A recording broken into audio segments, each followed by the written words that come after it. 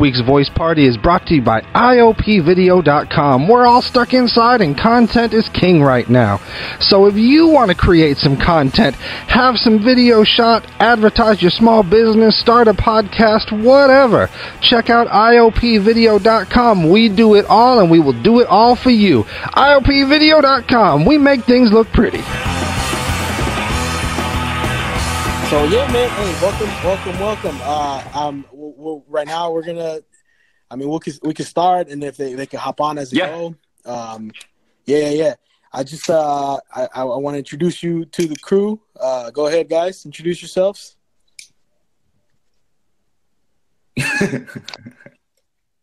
I'm Joaquin. Hey, did we lose you guys? Oh, there we go. Oh, okay. No, I'm here. I'm Joaquin Xavier. Hello, Joaquin. Yeah. Nice to meet you. Alejandro, nice to meet you. Yeah. And and I'm JD. You've met me before. I met you at the new Paris. Yeah, Simon, yeah. And then my guy Phil, the guy that sets us all up. Phil. Yeah, no, I'm here. You're right there. This is Alejandro. You're not the lead. You're one of the lead singers, though. You guys got like 3 singers. Yeah, there's 3 of us to sing. Carlos. Well, the project was originally Carlos's, who's like the main singer, and he's actually like the head songwriter of the group. And then, I see. Okay. And then I'm like the band leader. So I'm like I work on like compositions and like band leader. Like I kind of organize the music stuff. Yeah, and then I do some songwriting too. But in between the 2 of us, it's like, and then Mario does he's the other dude that sings, and he's like our MC and our hype man. Yeah, you can tell when you see us, you know. Right. Yeah. So like you sing like the melody. Carlos is the lead singer, and you got a hype man. Yeah. Right then and there, so you got all 3 vocals covered. And then we try to harmonize. We're not that good at it, but you know, we try. You know, I listen to your music. So my buddies are Combo Teceta. I've known those guys for years. Oh, I love Combo Teceta. Right on. Yeah, you guys perform with them. Yeah, we perform with them at the what's it called? La Cerita. In Oakland. Those cats are like the best like live like chicha. Well, I mean, I've never seen like the real fucking chicha bands. Like I've never seen Los Mirlos and shit. But those fools, I imagine that's like the closest you'll get to seeing like the real thing. Like, you know what I mean?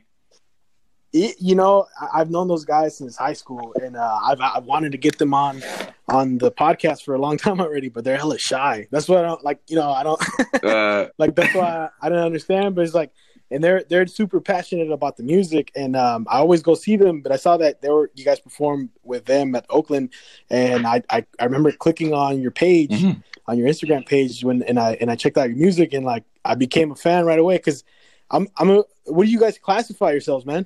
Like our music? Yeah, because it's so different than like, I mean, you could call it cumbia, but it's something else. You know what I'm saying? Like I don't. Yeah, we call it cumbia urbana because it's cumbia, but obviously like we don't come from backgrounds like, well, we all grew up like, we're Chicanos, so we grew up, you know, listening to cumbia, but like when we grew up playing in bands and shit, we all played in reggae bands and like rock bands and like all that, so that influence like it stays with us, you know, everywhere we go. So the way we play is, you know, with the basis of cumbia, but with elements of rock and reggae and all and música urbana, you know what I mean? So cumbia urbana, that's what it is to us. Yeah, that's the perfect. I couldn't have said it better because like I can hear the rock guitar from you. Were you in the rock band before? I had, the first band I played in was a thrash metal band, and then I had that explains the long hair. We did like thrash metal, and then I had like a reggae rock band. We did like ska punk reggae, and then I had a more like, I guess like Latin reggae band, and then and then I know, like you guys mentioned reggae. Yeah. Because I hear the reggae in the drums and the bass, man. Like it sounds. That's why I'm like it. Because for perfect example, since we're gonna talk a lot. I mean, you say you grew up with cumbia. Like one of my favorite bands, Los Askis, and their bass sounds kind of funky like reggae. Their bass, and that's what I heard from you guys. So like all those elements, man, all together. That's what I'm saying. Like it sounds like cumbia, but it's not for me. Like I grew up on Ángeles Azules. I grew up with Los Askis, Yaguarú, all those bands. Yeah. And when I hear sonideros and like I was blown away, and I was just telling these guys before you hopped on, when I first heard when I saw you guys were performing. Yo, what's up? Oh, Mario up in the place. Mario, hey, welcome to the voice party, man. Sorry, we started. Se enfriaron las tortillas. Welcome, Mario. No, es que sí pasa. Es que se acabó la masa. I was just telling him, man, about I was talking about the day I saw you guys performing at the New Parish, man. Like, I love that other band, but you guys were opening. But I saw you guys stole the show that day, man, and that's really what got me to want to talk to you guys, man. Cool. Yeah, man, that's pretty much how it is. Yeah, dude. How long have you guys been a band? Like this, the agrupación that we have right now, probably only like something like 5 years or something. But like I said, like Carlos started our lead singer. He started this project a long time ago as his solo project. So he kind of is like Qiensave, the embodiment Qiensave. And then these guys, Mario and his brothers, had another band called Los Tiliches, and we kind of just joined forces and became the Qiensave that you see now. And you guys are all yeah, Chudar, Salinas and Fresno, right? That's where you guys are all from. Yeah, I'm actually the only one that lives in Salinas right now. But okay. But we all live in the same area, except for our conguero lives out in Fresno. Fresno, yeah. No, what do you know? I mean, you said Carlos started the why is the name Qiensave? I always ask bands their name. Like, what made you guys come up with the name? Is there like a story? Do you guys know? I mean, do you know? What I heard him say one time was that you're supposed to, like, when you're gonna start a project or a band or whatever, like you want to name it after something like that you talk about, something that like embodies the shit that you talk about. And he's like, okay. Well, I write songs about life. So what's life? Yeah. What is life? Who knows? Qiensave. Qiensave. Which, for the listeners, the Qiensave is Spanish for who knows, and you guys spell it differently. Because I remember I was looking for your band on iTunes, and I kept typing it with a U. Like, what the fuck? Like, it doesn't come up. Oh yeah, no. Es que Ancinita nos enseñaron. En la clase de profesor Girafales. I know. Yeah. You guys are all Mexican descent. Yeah.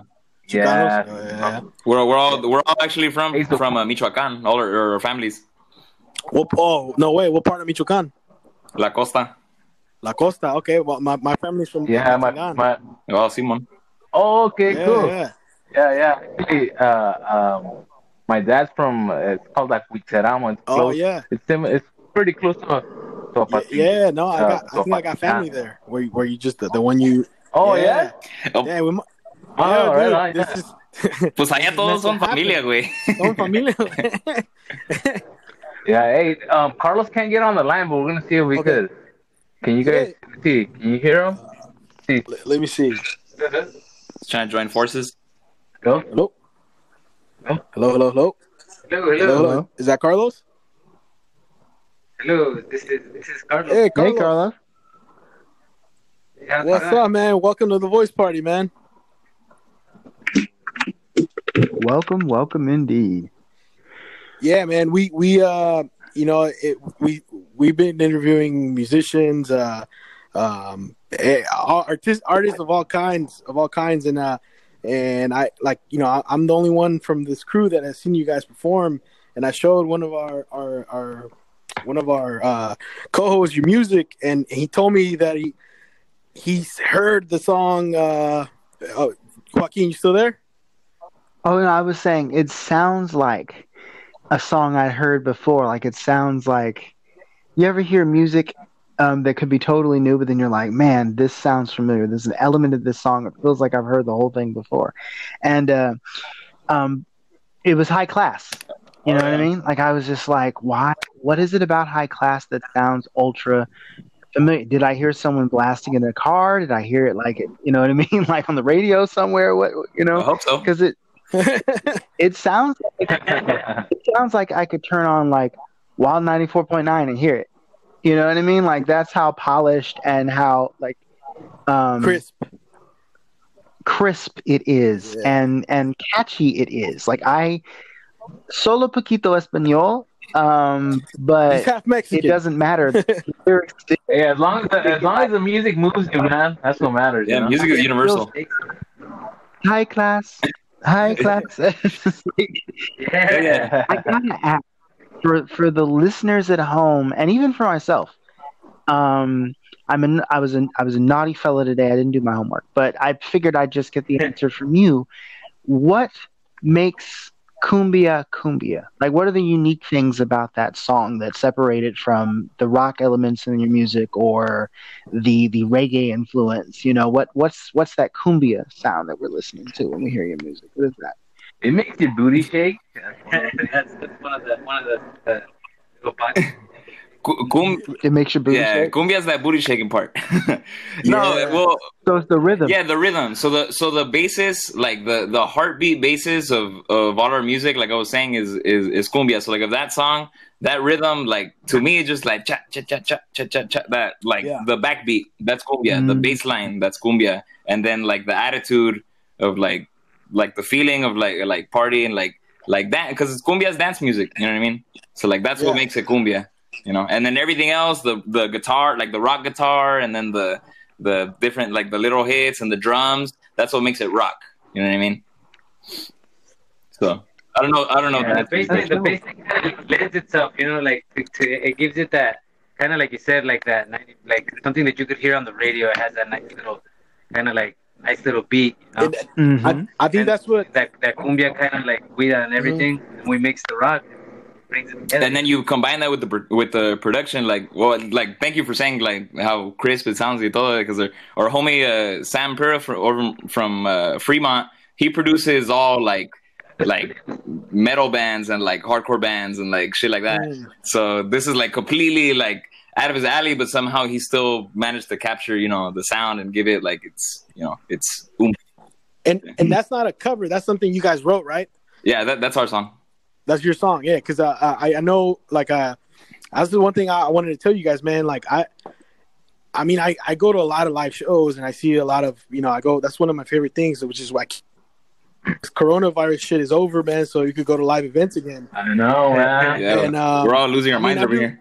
Yeah, dude. Like I know. You said you were gonna try to go to my show in the San Jose Improv, and I was looking forward to that, man. But you know, all this thing started and all that over. But one of the things, dude, like I've seen you guys do, like you cover other songs, man, and the way you cover it, like with everything you said, like you have the reggae, so like I've never seen a band like it looks like you guys have hella fun, and I think that's why it sounds so like you own the song. You know what I'm saying? Like I heard the day I saw you guys covered some Banda Machos. Yeah, and the way you covered on Banda Maguey, and the way you covered it, that too. Yeah, it just sounded like it's your own thing. You know what I'm saying? Like some people cover music the way it sounds, but you guys add your own spin to it, and it's kind of like you're owning that song, man. Like, do you guys do that for fun when you guys are jamming with each other? Like, is it covers? Is that like a big thing for you guys? I think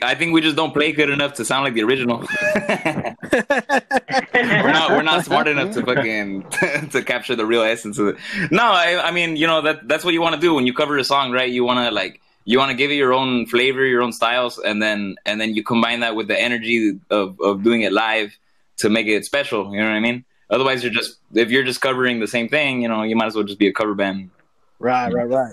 Yeah, and those songs, I think it's like they're like rooted in us. Like they're the songs that like I remember, you know, like for all the quinceañeras and fiestas that we used to go to. Those are the songs that, you know, like we would hear, you know. So they're definitely they're in our genes and our blood. You get that filter to like all of us. Yeah. It kind of like it's a part of us. You kind of broken up a little bit there. You said it's a part of you. Yeah, so like it's, you know, since it kind of gets filtered through us, it kind of becomes. It takes you back home. We put it in that. Yeah, so like it's like our own version of it. Yeah, no, that's what you know. I was just asking before you guys joined in, like I wanted to know what kind of music, because obviously I know you grew up on a lot of the same stuff. I mean, we mentioned Ángeles Azules, Banda Maguey, Banda mi Banda El Mexicano. Yeah, like I grew up on all those in the party. So when I heard you guys do that, the play those songs, man, it's like, oh shit, like I'm back at a quinceañera, you know. Yeah. You're looking for the mole and the food. Like I gotta behave, or my mom's gonna hit me and shit. Like what the hell? With the chopper. Yeah. What? And, you know, those are the funny parties where they got like everything in there. Like in the quinceañeras, they be having all the music. Yeah. You go through all your dance moves. You're like, you end up going like, all right, what I got left. Yeah. No. Yeah. And you know, that's like you guys are you guys tight are you guys a tight group? Like do you guys hang out a lot? Because you guys have that vibe to yourselves. You know, there's bands that look like they're there's bands that I know that are good, but they seem to like they're working a 9-to-5 job. Like we're working right, we're punched in, and you guys are like having you're like partying. Like, are you guys a tight crew? Well, these guys are all brothers. Yeah, we're all brothers except for Andro, which he's adopted not one, part of the family yet, but we're seeing him as sisters. But yeah, we're all actually all brothers. So I think that's one of the things that definitely are close. You know, we've been kind of growing together in this musical journey. And so how long are you guys playing the brothers? Well, all together we all play like different. We all kind of have build up like different little bands. Two of our brothers, they have like a reggae kind of project going on. Mario does some kids music and things like that. But we've all kind of been jamming out together since we were kids. Yeah, okay. Different churches different church congregations, different things. But also we hang out a lot. Like we live in the same community. Like we're kind of in similar fields. So you guys go back, okay? Hey, one thing I told Alejandro, I was messaging him earlier this week, and I told him like I like to do a little bit of research, you know, because like I saw you guys perform once, and I've heard your album, and I've checked out almost everything you got up on YouTube. I'm a big fan at this point, and I did a little research, man. I know one of you guys is in a theater, right? Well, actually, all of us, again, because all of us have worked with Teatro Campesino and with Western Stage and over here in Salinas. Oh wow! But you guys do it all. Yeah, the one with the most theater experience is Carlos, though. Out of all of us. What? Actually, that was one of my first art forms. Like, I can't hear you, bro. Sorry. Oh yeah, I said so theater was one of my first art forms. I kind of got into it at an early age, you know, acting. Oh yeah, no. So that's why, because you know, like I told you, my homeboys are Combo Teseta, and I've known those guys since way back in high school when they were the Deadbeats. That was their first band, like their little rock surf band, and those guys, man, they're good. They're good performers. But I could tell when I see them, because I know I'm really close friends with Abe, the bassist. Yeah. And as long as I've seen them perform, they always look super nervous on stage.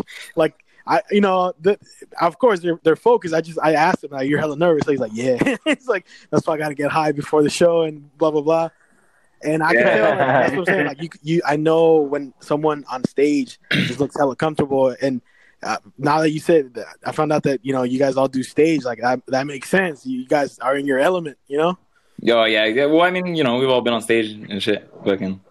Well, those dudes are like what I like is that you could tell they're like music nerds. So they're tight knit when they're playing. They're like on top of their fucking instruments and everything. Like fucking. I don't know if you know, homie actually played on our newer songs. He recorded with us. ¿Cómo se llama? Jorge or the timbalero.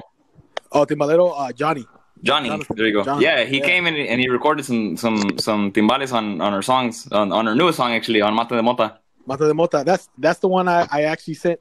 I was going to talk about that.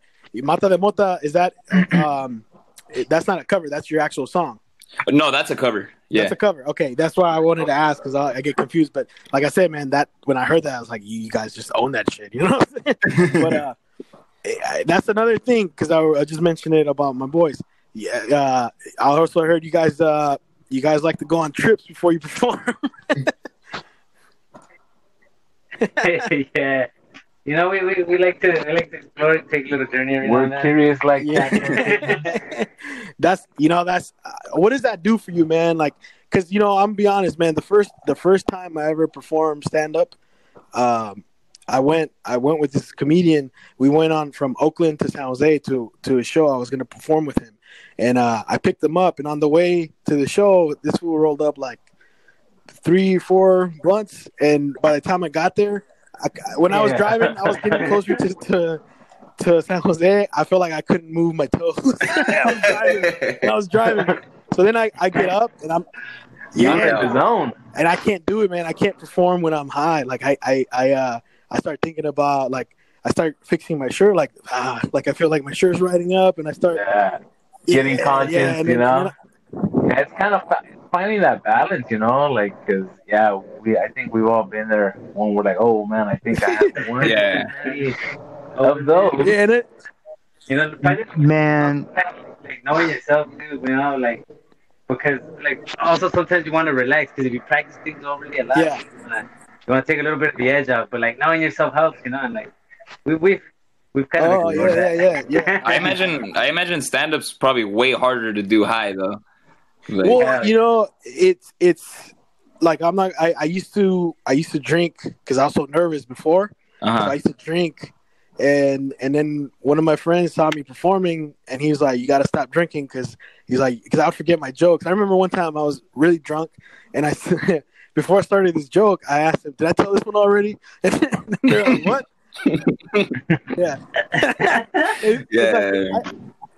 Hopefully they laugh. They're like, already. Yeah, and like I think for music it'd probably be worse because like if I fuck up the joke, sometimes they don't even notice. If you fuck up the song, like you guys are singing Chica Material, and then one of you is like really high and he's doing high class, No, but I think he's not high. He's on another class. No, because with music, like you can kind of like you can sink into the vibe, and then also you have the other people to play off of. So if you start fucking up, you can listen to someone else and start finding your place. Y te acomodas.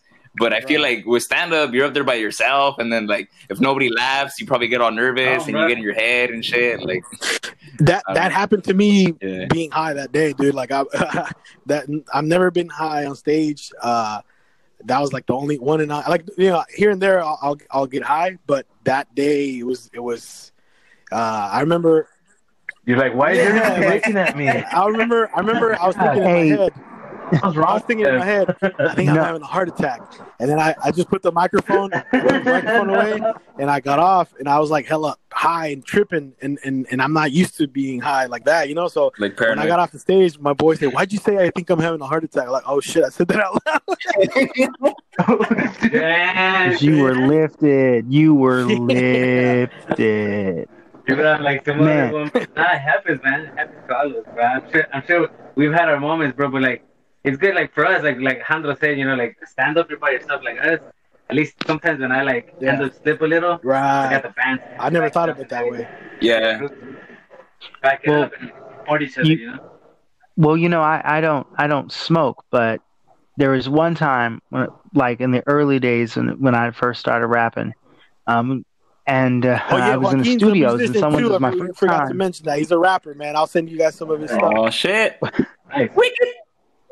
Yeah, well, like okay, so I don't partake really, but there was one time where I was like invited over to someone's studio. They had like a studio in their basement. They're like, "Yo, man, we got to do some music or whatever outside of the normal studio. Just come to my crib." I'm like, "Okay, all right, cool." So me and my other group mate, we were like a large group. We were like the Wu-Tang Clan, only we didn't have a producer among us. You know, it's huge. It's like 9 people, 20 at one point. But anyway, so like a couple of us went down to this other guy's studio, and he was like, "Man, maybe we could like do some music. We could link up. Maybe we could even join forces." And we're like, "All right, cool." So the moment of truth comes, we're in the studio, we're sitting around, the music is blaring. And he starts passing around the blunt, and I'm like, "Nah, I don't smoke, man.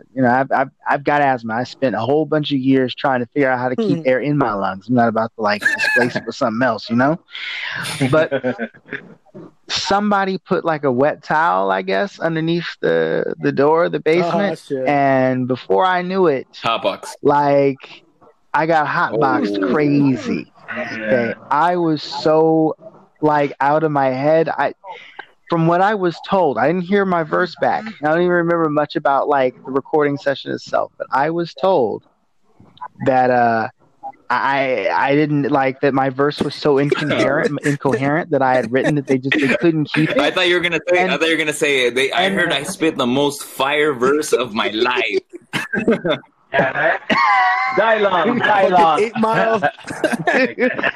You know, and then like I remember on the way home, I'm walking up my hill, and I had the apparently all good sense that left me. I was running after a deer. That wasn't weed. And like I saw a deer, and it was like, "Bambi!" That was weed. I was on the phone. Yeah, no, it was. That sounded like you were possessed. No, bro. no. There's actually deer running around my neighborhood though. Like certain times of the year, you'll see them like walking up down the hill. But normally, I'm not going to go running after them. You know what I'm saying? You're like, "Bambi!" You know there is. I was on the phone with my ex-girlfriend, and she was like, "Are you okay? What are you doing?" I was like, "There's a deer." I was like, "Don't ever run after a deer; it could scare you." And I'm like, there's a lot of deer. Yeah, so the girl made you do it. She's like, "I could do it. Watch me." You know, that's so funny because there's hella fucking deer up here, and there's a park by my house. Well, I used to go there when I was younger to, a little sexual stuff would happen. And, hey, and this is the weirdest thing ever. This is the weirdest nature experience I've ever had. We were getting busy, and we were around trees, and there was a fucking deer. And that motherfucker just watched. He's just like, "Stop, look." I was like, "Oh, man." He called it. Gotta keep going. And was the deer naked, bro? No, you guys, the album Mujer, that's how long ago did you guys release that? That was like gonna be like, it was about a year and a half ago. No, is that your first album? It's actually our second album. Okay. Yeah. What? Why the name Mujer? I know there's like you guys talk about women throughout I know the. Chica Material, and then High Class. The video is a girl. Like what made you guys name it Mujer? Mujer for all the listeners is women. We got a lot of listeners in Canada. Oh, so right. Just so you guys know. All right. Oh, nice. Hey. Yeah. I'm a Canadian friend. I've never been to Canada. To all the French speakers. Ay, güey, este güey salió Bollywood francés. That's all I know. Anything after that, I have to be English. Pero the original concept of the album was just to make songs about like the number one song that's written like ever is love songs. You know, songs about mujeres, songs about women. Right. You know what I mean? So the original concept was just to make an album of songs about women. You know, songs empowering women, songs like love songs about women, breakup songs about women, and then we put all goddesses on the cover. All the goddesses. Oh yeah, that's what it was. Religions. Okay. Yeah. You know, that's something you mentioned. That's hella true. Heartbroken Men have made some of the best songs ever. Yeah. Yeah. Well, art in general comes from, like, the best art comes from, like, pain, I imagine. That's true. No, yeah. What? Love and pain, you know, And love, both. yeah. It's a thin line. It, Thin line between love and hate. what was that? Notion. Also, sometimes I was gonna say there's a thin line, you know, that thin line between love and hate. But also the notion of the album Mujer. Sometimes when we put together like all the songs, it starts becoming its own thing, and then like the name just kind of comes with the building and the creation. It materializes from the ideas. Yeah, when you guys write a song, like what comes first, the melody, the sound, the instrumentals, or do you guys have like, do you write like a poem style and then you just build around it? How do you guys do? I'm always curious, man. Like, cause I've listened to the whole album, like. All the above, okay. Yeah, there's different ways, cause this guy, Carlos, he writes songs kind of like trovador style. So he writes them like you know, poetry with just the basic backbeat of the guitar. Johann Sebastian style. Yeah, exactly. Just little humming or something simple, and then. Yeah, and then we bring it together with the band, and then we put together the composition, and y ahí sale. You know. Órale. You guys. Or sometimes Sandro will have like a sick like riff with like already some lyrics, and we'll kind of like bounce it around. So kind of like, and you know the cool thing too is like everybody like in the group is like in the band like a writer in their own. So they've all kind of written. So everybody like either has an idea sometimes, or just kind of build, or sometimes the what? Sorry, I couldn't hear that last part. Sometimes it just builds itself. It kind of does its own thing, and next thing you know, we're like, okay. See, it works both ways. That's because, you know, I remember one time I wanted to write a song. I don't know. I don't know what I was thinking. I mean, that's not my thing at all. I think so, man. I think so. It's just like after the woods, she didn't want to see me anymore. I was about to say that.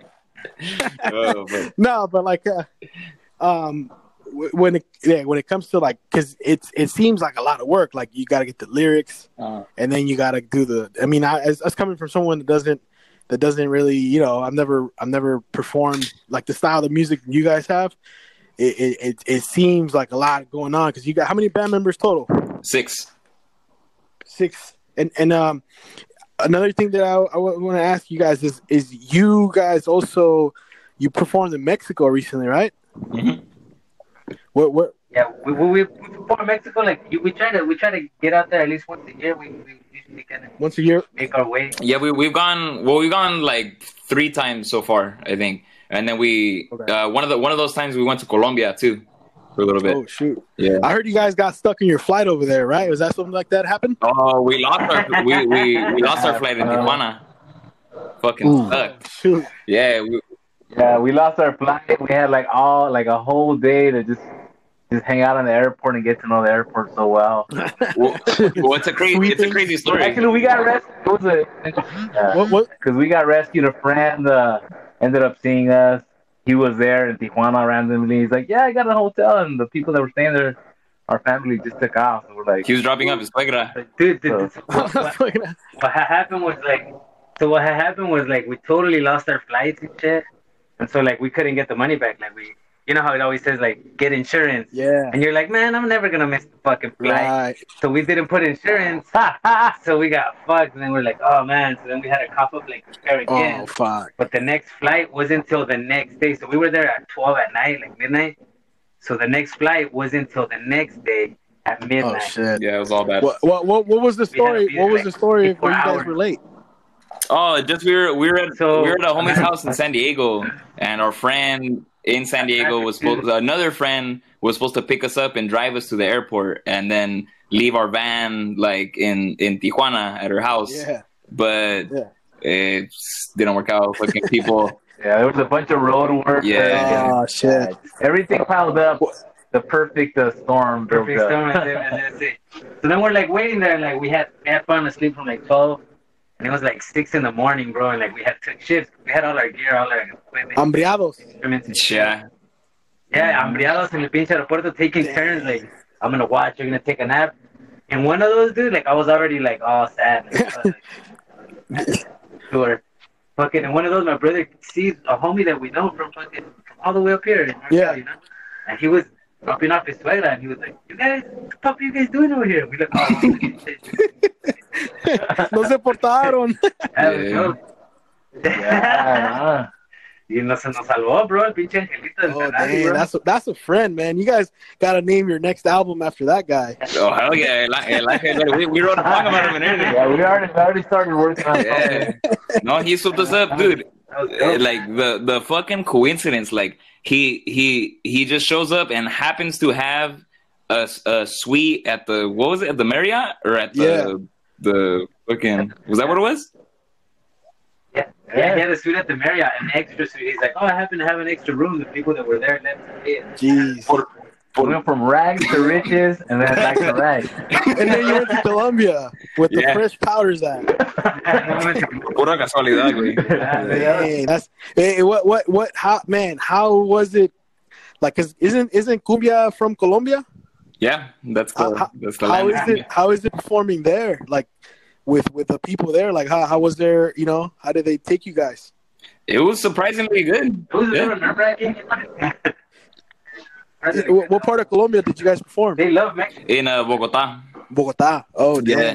Bogota, honestly, like what was cracking right there at the time, it probably still is, like reggae is fucking huge over there right now. What the fuck? Like, really? People are like reggae crazy, dude. There's like reggae clubs and there was a reggae street. There was like there's like a street all painted like Rasta colors. Yeah. There's like the homie that had us over there. There was friends of our drummer, bass player. There's this dude that plays in the band Alerta Camarada. What's it called? Alerta Camarada. Oh, okay. Yeah, and they're a big reggae band in Colombia. Yeah. And so he was the one kind of like showing us around and stuff. So he took us like to his homies like head shops and like fucking different places. But yeah, and then even the show, he put together the show for us and had all his homies come and everybody liked it, dude. It was cool. It was a really good vibe. What's been some of the best audiences for you guys, like that? Because it seems like you performed all over, like on this side of the coast. Have you performed the East Coast yet? No. We haven't. Okay. Well, not yet. Hopefully the listeners in Canada we want you guys to come up here. Yeah, hopefully they gotta change their law about fucking, because we all have fucking DUIs and shit. Supposedly you can't go to Canada. Oh really? You can't go to Canada if you have a DUI? I guess not. That's what I heard. That's what our homies told us. What? Our homies is in. Is that how you guys get jumped into the band? You gotta have a fucking DUI, bro. You can't be in the band. It's the rite of passage and shit. It's something similar to that, but plus it's not hazing. So it's not hazing. It's personal choice patches. Oh shit! Well, speaking of DUIs, you guys had your I know you guys mentioned when you guys performed at that new Perry, you guys had your car broken into, huh? Yeah. And I was about to say, when you asked me right now, like what was some of the best like crowds we played to, Oakland.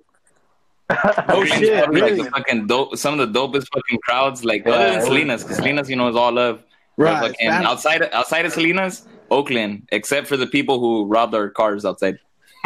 That's crazy. That I gotta say, Oakland is, like, shows us a lot. Like it's always a really great show in Oakland. Yeah, Fresno too, though. Fresno shows us a lot of love, but Oakland, like vibes there, like you know what's crazy?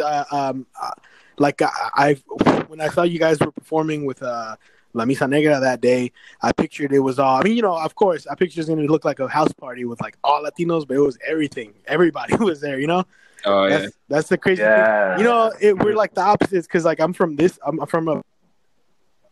like 15 minutes away from Oakland, and for me, the most fun I've had performing stand up has been down in like San Jose area and down closer to you guys. Oh no way. For me I like those rowdy crowds, So like, I mean, don't get me wrong. Like up here is all love too, like you said, but it's just I don't know what it is. That's why I want to go.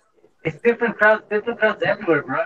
Like everybody, like people react differently. We've had crowds that like people are having a blast, but they're not necessarily like throwing shit, getting super rowdy, but they're like just kind of like swaying and. It's different vibes.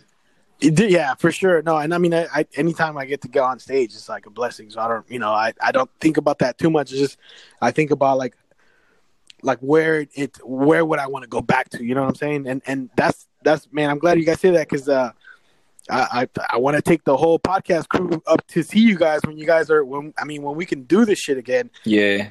On that same note, like how have you guys been? I know you guys are getting on the Instagram Live to do shows. Like what's been going on since this coronavirus hit you guys? Well, we started kind of like just investing into doing lives, but for the most part, we kind of just took it as an opportunity to work on the stuff that we've already, the stuff that we've been working on. Because luckily we recorded a whole bunch of stuff before this happened, so we have a whole like new EP already kind of ready to go. Nice. So over the course of the next few weeks or months or however long this takes, we're just gonna be kind of working on packaging all our songs to release them. You know what I mean? And then hopefully we getting together and working on new stuff. Are you guys like you recorded a studio or do you guys have like your own studio? We recorded. We should record with Panda Studios. What was that? We usually been recording with that. Yeah, he's been like we work with a lot of producers, but he just seems to like really grab the sound that we're like. Yeah, is he like your? I mean, you said you're your own producer. That's what you said, right? He's like our go-to. Like as far as like most of the shit that you hear from us, like High Class and Mata de Mota, Cinco. That's all Sam. Okay. Because we became homies, and he hooks it up fucking like real nice, dude. And he captures the sound real good. But we also collaborated, like all this new stuff. We collaborated with different people. We recorded a song with Arenas from Chicano Batman in LA. Yeah. We did a song with some homies in Sinaloa. Actually, we did like a little like Serreño fucking jam. Nice. Yeah.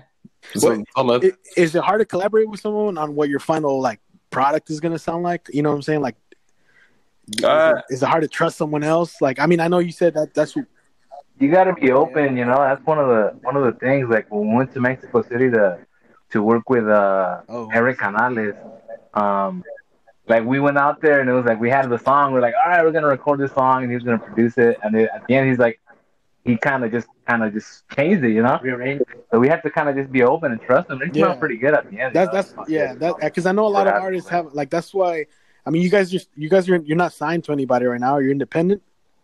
No, we're for the most part independent. For the most part, yeah. We're distributed through 1 RPM, so we gotta. Yeah, but they give us 100 like freedom to do what we want. And that's, I mean, do you worry about that? Like, if you do get signed, like, because how some have to give up creative freedom for some of their albums. Yeah, I'm not worried about that because the future of music is not gonna look like that. Like honestly, like the whole concept of being signed and to a label and like all that that shit's not gonna exist in a few years. Like, you think? Yeah, because of the internet. Like now, it's different. Like what do you mean? We're gonna have microchips in our brain. We're just gonna beam music into your fucking brain. Yeah. Crazy, bro. No, but like the way that people consume music and the way that like you fucking just inject it in your veins. Yeah. It's like that device from Batman Forever, right? The Riddler projecting exactly brains and entertainment. Jim Carrey is gonna send fucking our music to your brain, exactly like that. No, but just billions all over the world are just gonna be like high class. What do you high exactly though? What I'm saying is like there's so much power in the artist's hand right now that there's not really like the leverage is going the other way, whereas the leverage used to be like the labels over the artists. Now it's the artists over the labels because they have all the power and labels don't really have that. If anything, who's gonna become like king, like at the top, or the streaming services? Like Spotify could become like everything. Spotify could become the label, the distributor, the A&R, everything.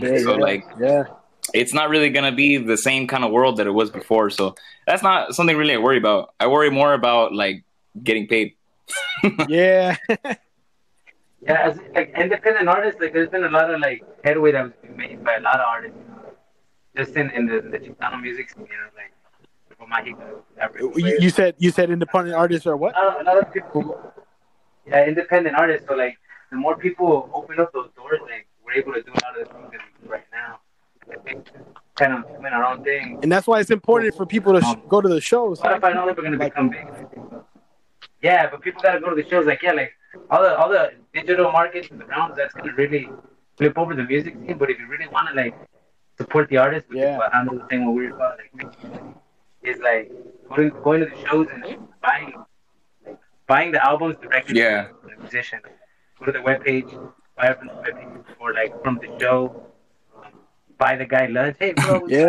I thought you guys were selling thongs, man. You didn't have my size. That's like that's where. Yeah. Now for us, our passion is like really performing. That's like our thing. We enjoy like sharing that energy and doing that. Yeah. So that's like we encourage everybody to go to our shows, man. And buy the straight up. That's and that's what I like about going. Like, don't get me wrong, I like going to big concerts. I love. I have my favorites, but one of my passions is going to see like new bands I've never heard from, like the New Paris, for example. Like, they always put on these dope shows for independent artists that are just touring all over, and that's why that's the day I saw you guys, and like on that level, like, because a lot of the listeners they like checking out a lot of the artists that we put on. Of course, we're plugging you guys here. Like, I mean, like, we're talking about your music, and I want them to check out. But like, as far as independent bands out there, what are some of the names that you guys are like, man, check these guys out? Well, for sure, it's fucking Tropa Mágica, which is like we did a song with them. Yeah, and if you want to talk about like independent artists, like grinding hard, those motherfuckers, like all of themselves, dude. Like, it's two brothers, and they're just fucking like they're just grinding hard, dude. Like. Those are the ones that made the song with you, right? They did guest vocals on the song. We kind of it's a cover, so we decided to do it together to do the thing. But like like I was saying, like they just grind, dude. They do all their own shit. They fucking they print their own fucking everything. Yeah. Yeah, check them out. Arenas, he does his own little thing, and he does. Oh, nice.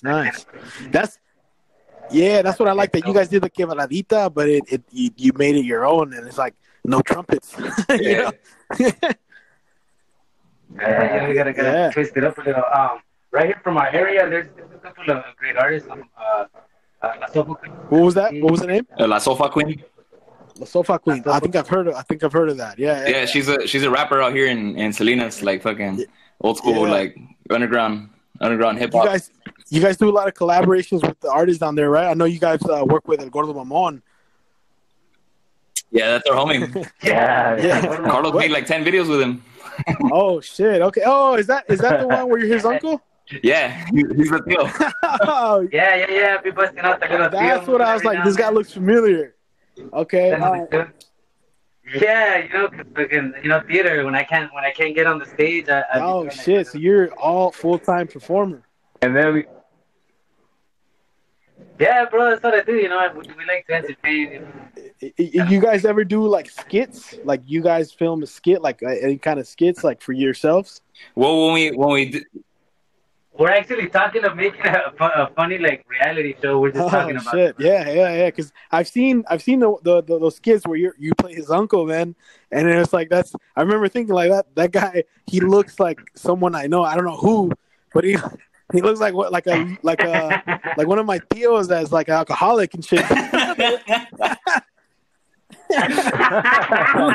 Spot on. It's one of those tios. Your mom's like, Nico, be nice to him. He's just staying with us for a couple of months. He's just here from Mexico. He has no plans on when to return, but share your room. What like, I know you guys, aside from Alejandro, are all brothers. Like, how what's the age difference between all you guys? Because I thought you guys were all like the same age. Damn, thanks for saying that. We're all like my mom and my dad. They were good Catholics, and there was no Netflix. I like the way you started that. So it's like something. The Pope's not watching, bro. Yeah, so it was like we're basically like a year and a half. A year and a half.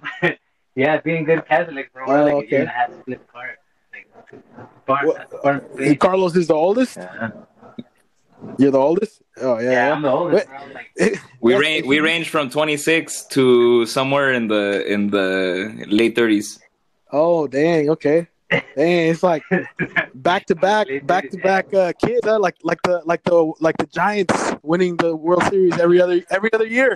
Yeah. We're actually 8 siblings, so they were definitely thinking of baseball or something. Damn, that's cool, man. You know what? That's awesome. Cause I mean, I don't know if you guys have ever had like these weird moments where we got to split up. You know, like I can imagine that you have less of that when it's your brothers. Well, not believe it or not, sometimes we break up. Ya no te quiero. There's like reunions, and there's like we break up. Yeah, bro, you're not my brother no more. Man, I think we're ready to do a reunion again. And we do the occasion of you're adopted. You're adopted, bro. You're an accident, and bro. Alejandro's just watching from the far, like, are we gonna do this or not? Right there. Yeah, exactly, bro. He's the mediator. Yeah, bro. We're like, turn around, bro. Hey, how as a band? I mean, I know you're brothers, but how do you? Because that is something that I've seen in bands. Like I used to know a lot of like metal bands. You know, I used to play a little bit of drums. I think I mentioned that to Ricardo the day I met him. But like I saw like a lot of bands. Like some of them were really good, but they would break up. Man, what do you like? If there's a band out there that's having that issue, man, like what's your advice, like to keeping it together? I mean, I know you're brothers, but like, you know what I'm saying? Like, man, it's hard, bro. Like, yeah. I don't know if we know the answer to that, but I say patience, man. Have patience. Have patience. What was that? And yeah, patience and understanding. Yeah, because honestly, like why most bands break up, I imagine is like class conflict or like personal conflicts entre la gente. Like it rarely has to do with we're not going anywhere, fucking this and that, or like, you know, because motherfuckers always they're having kids, or they're getting married, or they're having other job things that are happening, and like I don't know, man. It's complicated. Life gets in the way. Yeah, life happens, and then they don't see this as it's just a hobby that's getting in the way eventually. Yeah, you know, and then especially when folks get married, you know, because then their wife's like, "What are you doing? You're kicking it with all those fucking greñudos. You're not even here at home." It's like go to work, come home, spend time with your babies. Yeah. It's difficult, you know. Like that's a tough task because like if at some point like there's a change in your life, like you have to kind of take it more seriously. Like, yeah, man, it all involves a lot of choices. Like, it's kind of having the patience to also understand yourself and be like, all right, now I have to take this. Yeah, for sure. And like you gotta treat it like seriously. Like you gotta organize it and have a plan. Because like usually if a band's falling apart, you know, most likely they don't have a plan of what they're trying to do. Like no se ponieron de acuerdo to have like a clear path of what they're gonna do and what their goals are. Right. So, like, you know, the more serious that you take it and the more organized you are with it, the more seriously your family and your loved ones are gonna take it, because they're gonna see that you're treating it like a real job. You're not just treating it like this side gig where you're just going and fucking kicking it with your homies and drinking beers. You know what I mean? Like, most importantly, I think respecting the music. Yeah, you know? It's like that's you know, like, I mean, because I'm sure when you guys first started, the lineup was completely different than it is now. Has this been the longest lineup you guys have had? I mean, because I know it's probably just you, right, Alejandro, the one that's added to the band. Well, you know, it's been kind of like all of us have had like different times where we all kind of been in the band differently. Yeah, musical journeys. We've all had journeys. But the one that's kind of been like on it is just Alejandro, kind of like. Oh, I see. Yeah. But people been in and out. Like Mario was in it for a little bit, and then Ricardo kind of had his thing. So like now we kind of all just kind of been on this one for like the longest. I think altogether. I see. This has been like the.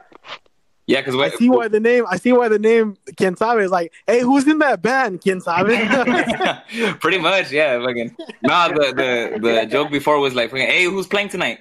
Qiensave. Yeah. Yeah, then the people get mad. They're like, bro, who is playing? Like, what does mine say? Oh shit! Yeah, that's your fucking skit right there. Yeah, naming the band. Yeah, no, it's been crazy because when I joined the band, it was a whole different lineup too. Like, I actually joined the band. Yeah, it was also a whole different sound. Yeah, I joined the band because some other guy was playing drums. My homie Javier, he was playing drums, and he invited me. And he's like, and he introduced me to Carlos and all these cats, and he's like, hey, I play drums for this fool, so he lets me live at his house, and fucking, he's like, yeah, come play guitar, and I came in. You live in the house too? Yeah, no, not me. No, I'm just messing with you. I had ran out of room, bro. My folks. Tengo un closet, güey. It's only a studio. Yeah, but then tengo un closet, güey. Trae tu guitarra. Pretty much. No, but then after that, then that was like 2 more lineup changes, and then how we are today. So like, shit, okay. Yeah. So I've been a part of this band since like 2011. Oh dang. Yeah. Okay. How old are you now? You're 26. I'm 26 now. Yeah. Oh, so, you've been a musician a long time, man. That's I always I mean, anyone that doesn't give up on their dreams, I always like congrats, because that's like you said, as you get older, sometimes you just you got to go make that. Like, are you guys married with kids, or you're? There's kids involved, but none of us are married. Oh, okay. Solterones or novias. Yeah. Pues han tratado de casar, but you guys save each other, huh? Like, no, don't do it. That's cool, man. That's and you guys, like, man, like, I seen you perform, I listen to your music, like, just like also like what Joaquin said, like, I mean, me personally, this is coming from me, like, I see you guys doing this shit for a long time based on how you play it. Like, nothing against that other band, I don't want to say the name or whatever, but when I saw you guys perform, I saw you guys completely steal the fucking show, man. Like, like, you're opening and it's like everybody was like, oh shit, are these the headliners? And I see that in someone, man, and it just like that's why I remember that day. Like, I got to talk to these guys. Like, I do the same thing when I see someone performing stand-ups. Like, man, I got to shake your hand because you fucking killed it. And as a performer, I know it's like, I love when I know I rock the house. Yeah, man. Well, thanks, man. I appreciate that. I appreciate you saying that, Leon. I had a teacher tell me one time, he's like, dude, if you ever see anybody and you're impressed with what they do and you think they're great, tell them they're great. Go up to them and tell them. People don't get tired of hearing that. Yeah. So that could be the day that guy decided to end up, keep going, because some of the greatest artists will never get to hear or see their works. Right. Yeah. And that's another reason. Like, that's what I like, man. For me, I've had a lot of those moments because I like going to see independent underground bands performing, because I've seen some of my favorite, like you mentioned thrash, and like I have a Metallica tattoo on me. I've seen like almost every thrash band there is, and some bands that I've seen perform, like I'm excited to see them, and when I saw them, they just look like they're bored, like they died inside a long time ago. You know what I'm saying? Like, and when I go see young bands like or bands like you guys, it kind of makes me want to keep going, man. So thank you, great, guys. man. Yeah, we inspire each other. That's what we do as artists, bro. That's what we got to keep doing. What was some of the, like, I want to hear from each of you guys. What's some of the, like, musicians you saw that you thought, man, I want to do this shit, like, early on? That's a good question. Fishbone, man. Fishbone. Was that? It made me kind of feel like Fishbone. They're like an old ska band. They're what? They're a band from they're a ska band from LA. I think I've heard that name, yeah. Yeah, they're fucking crazy. That guy is like, yeah, that guy, like, that's a great. That's one of your influences, huh? Yeah, that's one of my influences, bro. I definitely feel like, man, I got it. Like, that's a show. I was like, that's a show right there. Yeah. also like, dude, all like you said, all the Mexicanos, you know, like Ramon Ayala, Ramon Ayala, Los Tigres. Yeah. But also like I listen to hip hop, you know, different styles of music. Believe it or not, I listen to. You listen to who? Sorry, you broke up a little bit. Yeah, I get into like Kendrick Lamar, J. Cole, things like that. Dr. Dre, Snoop Dogg, like, you know, those are like the classics, bro. You know? Everything, a little bit of everything that those. Yeah. Oh, okay. Yeah, and I mean, I know what Alejandro said. Like, you guys are stuck in the '90s. Like you said, hip hop, like Tupac and all that. Notice he said all '90s bands and shit. Yeah, dude. The '90s are pretty wild, bro. It's our parents' fault, right? Man, for real, yeah, like, yeah. What about the rest of you guys? Like music influence, like like music in general, the influences. Yeah, or like what's like like one of those musicians that made you want to be in the shit, you know? Oh, the first band that it sounds like it's like typical, but fucking Green Day.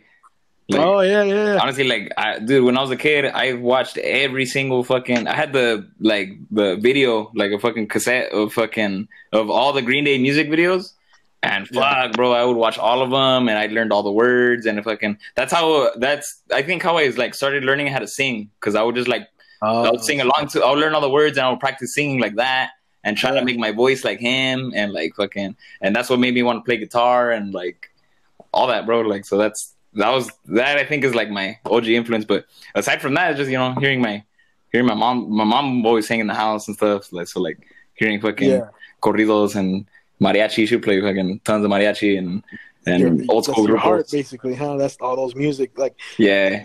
That no, and you know, it's funny. You still listen to Green Day? Oh hell yeah. I live in their hometown. I don't want to be an American idiot. It's funny because like they do a show at Gilman. Have you ever been to that show they do at the Gilman? No, fuck. I wish.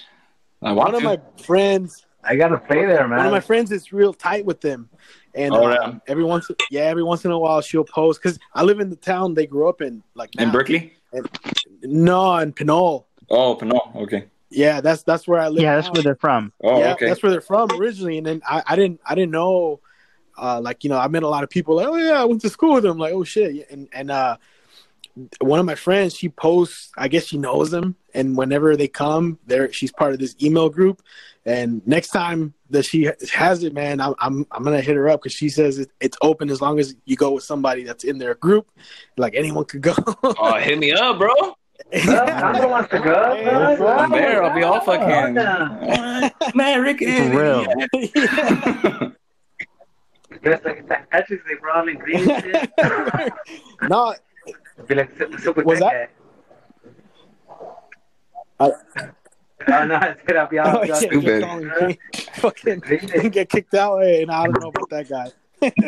Yeah, I've never seen him before either. It sucks. No, I was supposed to go see him. One time they came and they played at the Coliseum, and I wanted to go, and fucking I didn't go. I was like, nah, I don't have no one to go with. Fucking tickets are expensive. And then a bunch of my friends went, and I was like, fuck you guys. You know, that's I don't know, man. I highly recommend it. I had the same thing. Like, I didn't want to go to a concert alone, and I went to see Slayer by myself. Oh, that sounds awesome. With the fever. Damn, with the fever, man. Yeah, it was. Slayer with the fever. That sounds like fucking. It was Exorcist right there. It was horrible, bro. But it was one of the best shows I've ever been. I think I mentioned this on the podcast before. I ended up having, like, surprisingly, a good time with the Hells Angels. I don't. It was what? Oh shit! Damn. Did they make you rail line a fucking yak? Nah, man. They like. You just got a tattoo I was or just something? standing next to a guy. I didn't know, some like Thor-looking guy next to me. Thor-looking guy. I didn't even know it was a Hells Angel. We just started talking about because Suicidal Tendencies opened for them. Oh, that's tight. Yeah. It was actually Suicidal Tendencies and what's that other band? Shoot, I'm trying to think of the band. It's the band that the new Slayer guitarist used to be part of. I can't think of the name right now. Morbid Angel? No, not Morbid Angel. Damn, I'm trying to think. But it was one of the best shows. The other show aside from that's been one of the best shows was Iron Maiden with this was in I don't know if you've ever been to this Coliseum, the San Bernardino San Manuel Amphitheater. No. It's like in the desert, and it was Iron Maiden, Megadeth, Anthrax, and Testament. God damn. And, yeah, dude, it was 2013, and it's like in the desert. And at nighttime, people started setting fires to the floor. Oh fuck! it was the craziest. It was like the mosh pit with skinheads and MS-13 people. It was crazy, man. That was one of those. Damn, MS-13. That's a weird combination. but yeah, man. Hey, when do you guys have any plans for any like shows that you you're letting the date on just in case this thing is over soon? No public shows. We have some there's some stuff later in the year, like just private events that we're still kind of that are still pending. We're still seeing what's gonna happen, but I don't know. We just hope we have a bunch of stuff that got canceled, so hopefully we hit up all the venues and stuff. I don't want to say who because we don't know what's gonna happen, but legal reasons we don't know. But private shows, we have our OnlyFans. You got also, we have music. We have music. You said you got an OnlyFans? Stupid. No, that's where you wear the Qiensave thongs and play. That's a stupid private. Extra private. You guys have to look us up. Yeah, we didn't even share the link, eh? Stroking the guitar. But you could find it. Yeah, we're gonna have music coming out, bro. Like, we have Mata de Mota out, and we also have a game with that. So like, you could download the game on the App Store. Oh, you have a game? Yeah, we have a little video game we made. Yeah, we have a game. Okay. Damn, you guys are into everything, dude. Yeah. Well, actually. Yeah, I should have said that. That's one of the things that we did because we were supposed to make we had plans for these videos that we were supposed to make, but it fell through because of this COVID bullshit. So one of the things we decided to do was instead of making a video, we would get our homie that designs video games and do the same concept, but turn it into a little video game and then use that as like a video and then use the game as promotion for it. You know what I mean? So Nice. That's damn. Can't do shows where like people could chill out and enjoy that. Yeah, and what was that at the shows? You can what? No, I was saying since people can't go to shows right now, since it's kind of limited, we were like, hey, let's put out a little game. People could just listen to the track. And I could download it on the App Store. Just Qiensave. Download it everywhere. You go to the App Store and put Mata de Mota. Yeah. You're the first. You're my first guest that has a video game on the app, dude. That's fucking crazy. That's the last thing I would have thought. I see it, Mata de Mota. I downloaded some of your music, man, and I heard the song Bella Ciudad. That's one of my I gotta tell you guys, that's one of my favorite songs. Yeah. Like out of all your, obviously I like a lot of your music, but the lyrics. Whichever one of you guys wrote that, man, what made you write that song? Because it's kind of a heavy song, it's mostly, yeah. It's like, funny thing that you but it's like, it was kind of watching the city, watching, I'm sorry, I couldn't hear you, bro. You said you were watching what? Watching the city, not necessarily like a particular city, but watching like a variety of cities, large places where like people live and just kind of tripping out on how it is and how it moves. And it's funny that you talk about that song because like even in that song you could feel like the tension that kind of led to where we are like right now.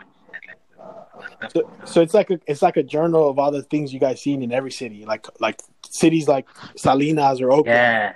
Yeah, everything. And it talks about the good, like there's a beautiful side to everything, but also like the bad, it's like the world, you know. There's positive and negative. It's like a beautiful thing.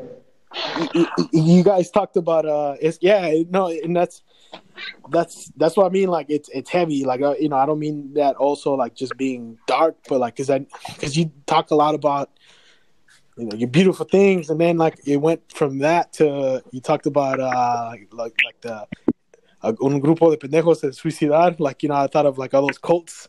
I was like, oh shit, like yeah. Well, it's kind of it talks about kind of like the news, like amongst it all, like there's like you're always kind of juxtaposed with like the beautiful reality, and then like also like what the media might want you to see, or like what other people might want you to see, you know. There's always beauty in it. You just have to kind of find it, right? Take the moment. It's like they say, there's beauty in the struggle. Right, exactly. That's and man, like when because you know, I know your music to be, I mean, it's not always, but like most of the songs is happy, you know, and like party, you know, something I could party to, shake the ass, you know, even though I have no ass, but you know, shake the ass. And take what mama gave you. She didn't give me that much. No.